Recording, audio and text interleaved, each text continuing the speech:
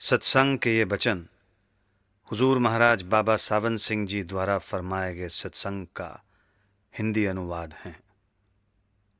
सत्संग के वचन।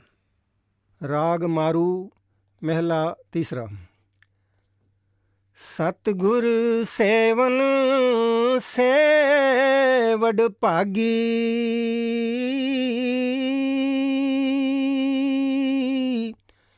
अन दिन साच नाम लेव लागी।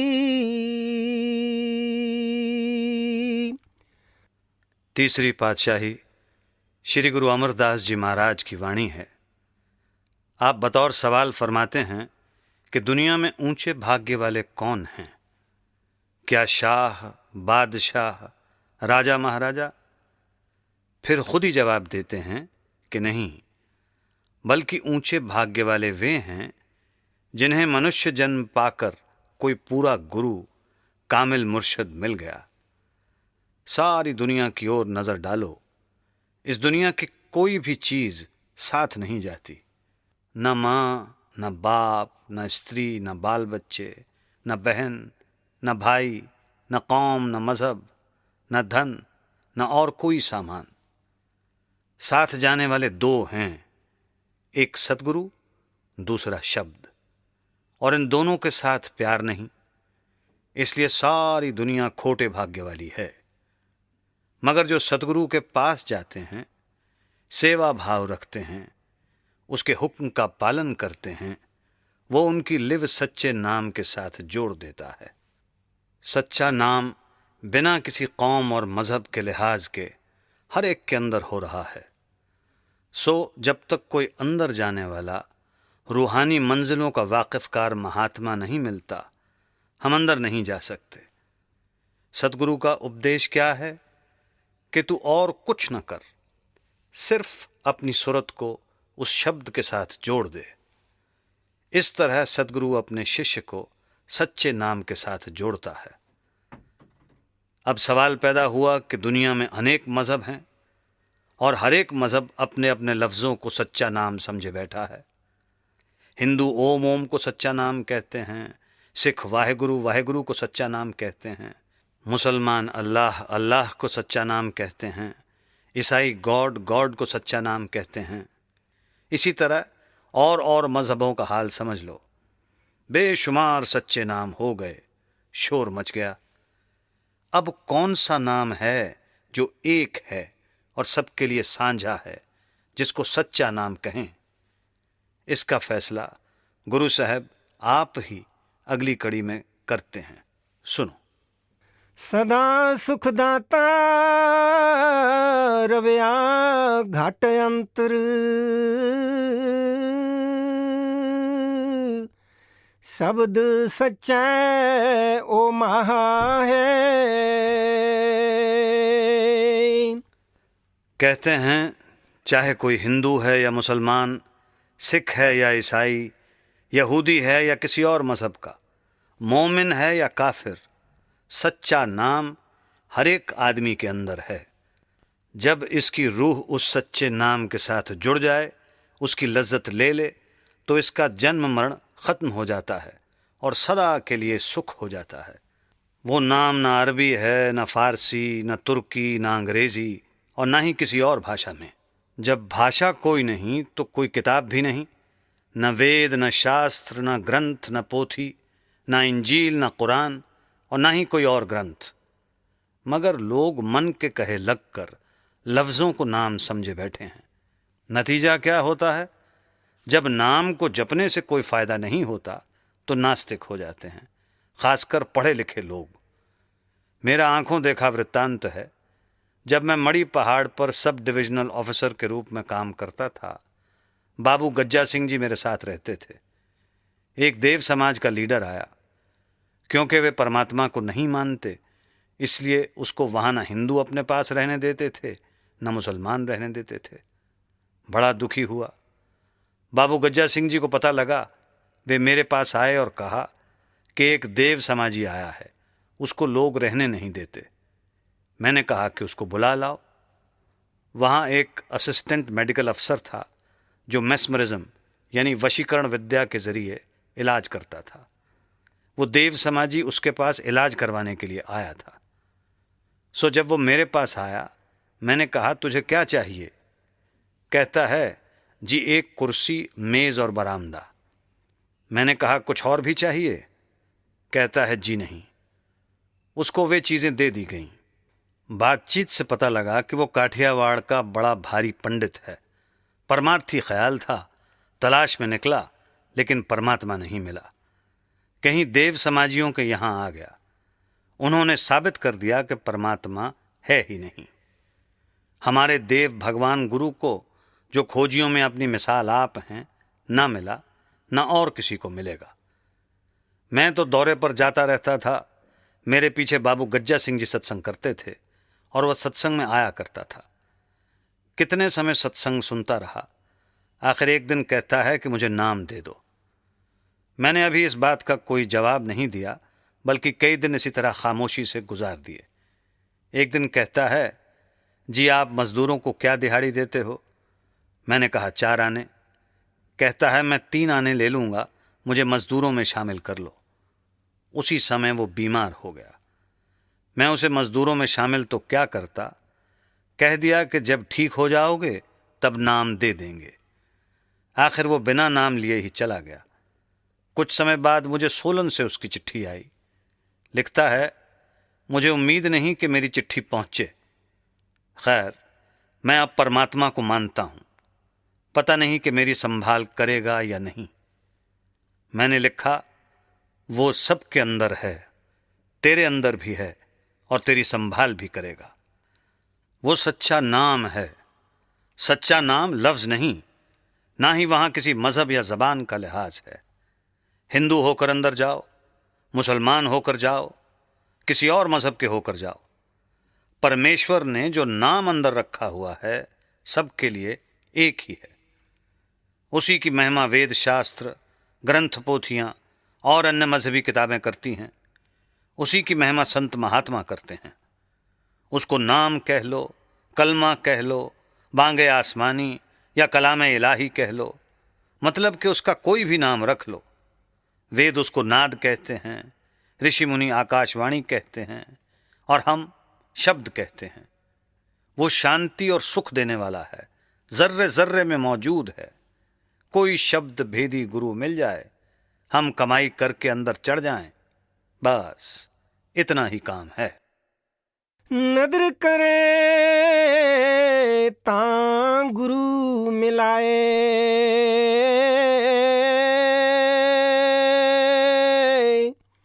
हर का नाम मन वसाए।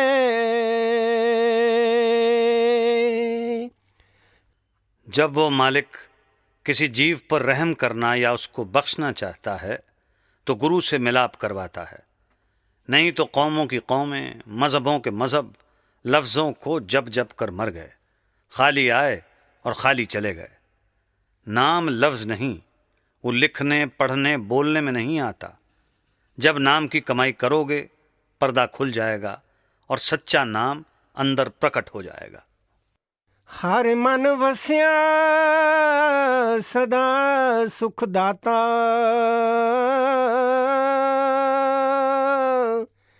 सब दे मन यो महा है।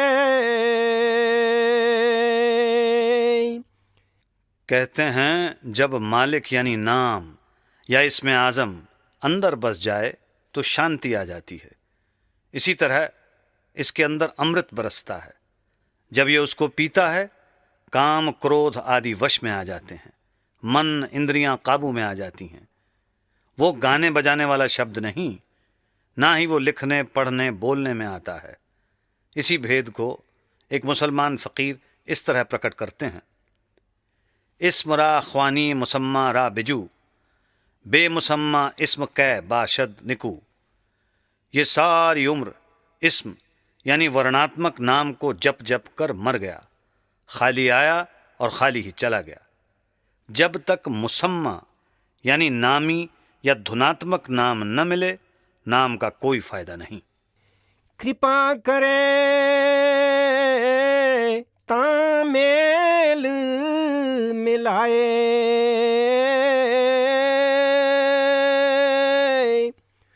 हाँ मैं ममता शब्द जलाए। कहते हैं अगर मालिक कृपा करे, गुरु मिल जाए, वो शब्द का भेद दे दे, तो भी लोग नाम लेकर रख छोड़ते हैं, कमाई नहीं करते। उनके मन मैले हैं, अंतःकरण में दुनिया की मैल भरी पड़ी है। नाम तो ले लिया, मगर इस तरह जिस तरह कोई रोगी दवाई लाकर आले में रख छोड़े और खाए नहीं। जब तक दवा खाई ना जाए उसका असर नहीं होता। जिस तरह मालिक की कृपा के बिना पूरा गुरु नहीं मिलता और वो नाम नहीं देता, इसी तरह परमात्मा की बड़ी दया, अति रहमत हो तो जीव नाम की तरफ आता है, यानी नाम की कमाई करता है। ये ठीक है कि जीते जी मरना आसान नहीं, मगर बिना मरे यानी नाम की कमाई किए बिना बनता भी कुछ नहीं।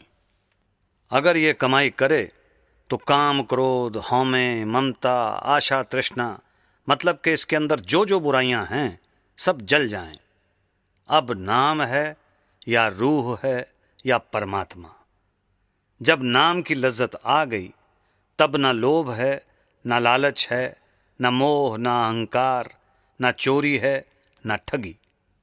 सदा मुक्त रहे एक रंगी,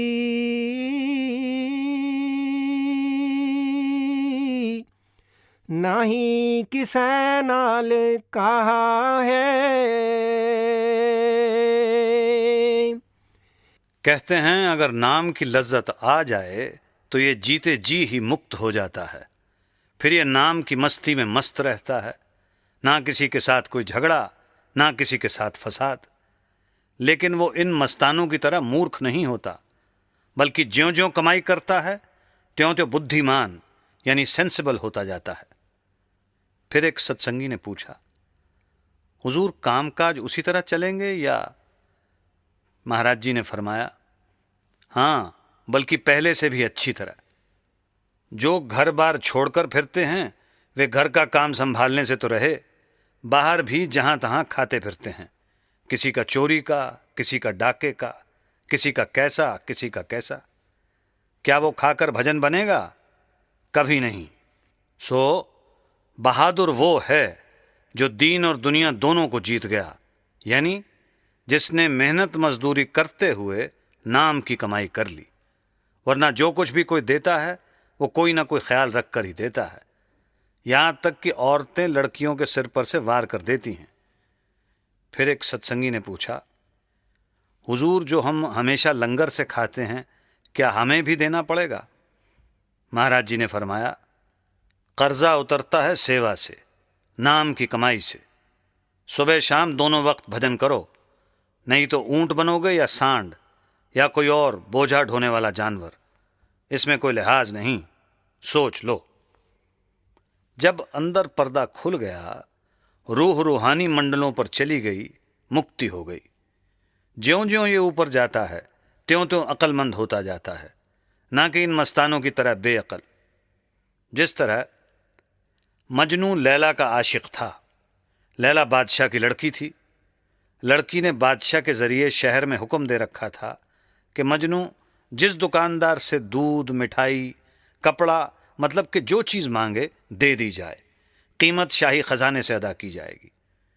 मजनू ने तो शायद ही किसी दिन कोई चीज़ ली हो, मगर शहर के जो भी मुफ्तखोर मुस्टंडे थे सब इकट्ठे हो गए और मजनू बनकर शहर को लूटने लगे। ये भी मजनू, वो भी मजनू, जिधर देखो मजनू ही मजनू। सारा शहर लूटा गया।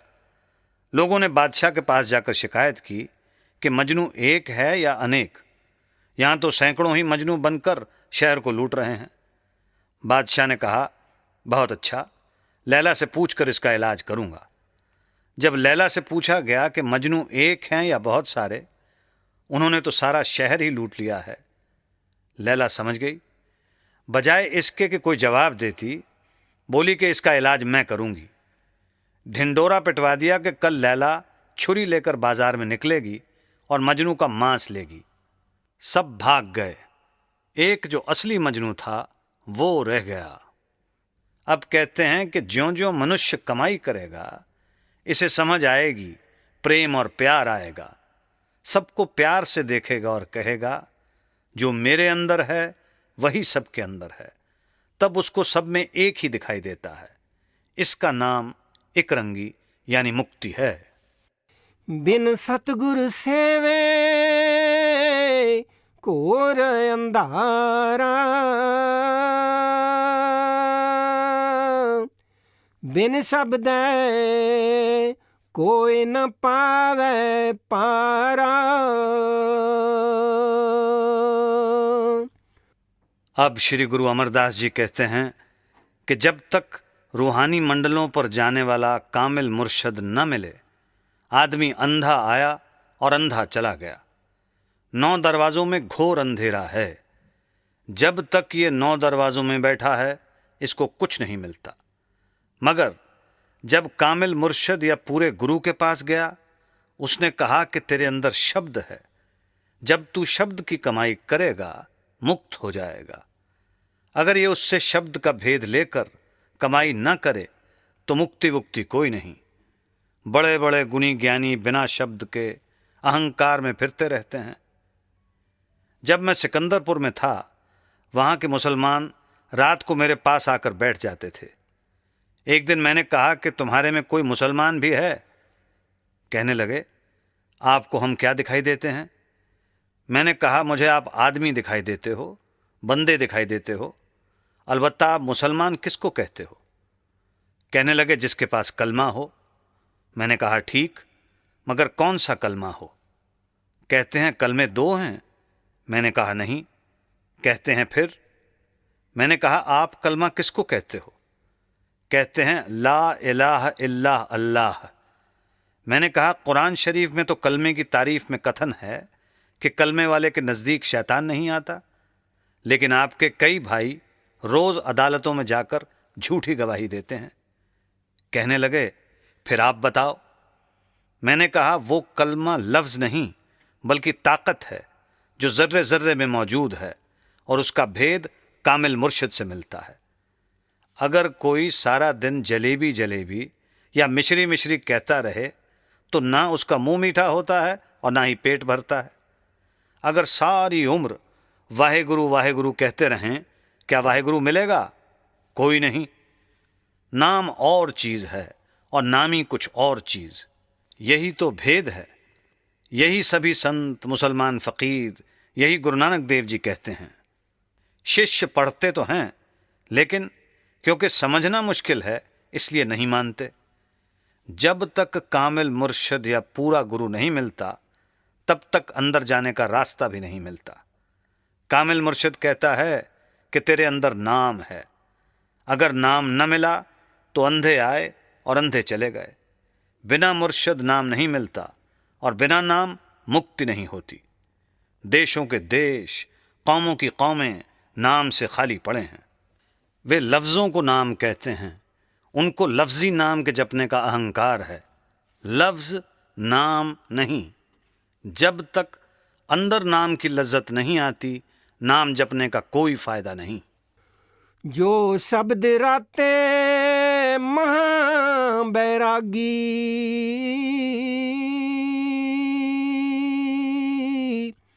सो सच शब्द लाहा है।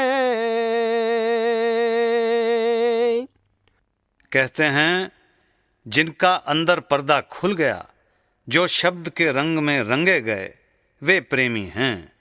वे चाहे हिंदू हैं, चाहे मुसलमान, चाहे किसी अन्य कौम या मज़हब के। उन्होंने मनुष्य जन्म से फ़ायदा उठा लिया। यही शम्स तबरेज़ मौलाना रूम की ज़बानी फरमाते हैं, बांगे अजब अज आसमां दरमी रसद हर हसायते। वो कलमा, वो बांगे इलाही हर घड़ी आसमान से आ रही है। मी नशनवद आ बांग रा इल्लाह के साहिब दौलते। मैं उस बांग को सुनता हूँ और कोई भाग्यशाली सुनता है। फिर कहते हैं ए सरफरो बुरदा तुखर जी आबो सब्जा पस मुचर, यक लहजा दर बाला निगर ताबूक बीनी आयते। तू गधे की तरह पेट भरकर सोया रहता है। थोड़ा खा, रात को जाग और ऊपर देख, तेरे अंदर बांग आ रही है। फिर कहते हैं, बेचारा गोशे मुश्तरक गर नशनवद बांगे फलक, बेचारा जाने बेमजा कज हक नदारद राहते। जो कान आसमानी कलमे को नहीं सुनते वे काट देने के काबिल हैं। वो जान जान कहलाने की हकदार नहीं जिसने मालिक से आराम ना पाया हो। यानी जिस रूह को अंदर नाम की लज्जत नहीं आई, वो रूह भी किसी काम की नहीं। फिर कहते हैं, आखिर चह बाशद गर शबे अज जां बरारी या रबे। कितना अच्छा हो तू रात को जागे और नाम की धुन को सुने। बेरू जही अज गोरतन अंदर रवि दर साख्ते। दोनों आंखों तक कब्र है। जब तू इस कब्र से ऊपर जाएगा तो तुझे वो शब्द मिलेगा। जब तक तू ऊपर नहीं जाता, कलमा कहो या शब्द, वो नहीं मिलता। आखिर में फरमाते हैं, अज जां बरारी यकसरे एमन जिशम शीरे अजल बांगे दराई का अंदरो नबुवत खिजारा गारते। जब तू ऊपर जाएगा तुझे वो शरीर मिलेगा जिसको मौत की तलवार भी नहीं काट सकती। मतलब ये है कि फ़कीर हौका दे देकर चले गए मगर सुनता कोई नहीं। सो जो इस नाम के रंग में रंगे गए उनकी मुक्ति हो गई। वे सच्चे प्रेमी हैं। वे मनुष्य जन्म से फ़ायदा उठा गए, अपना जन्म मरण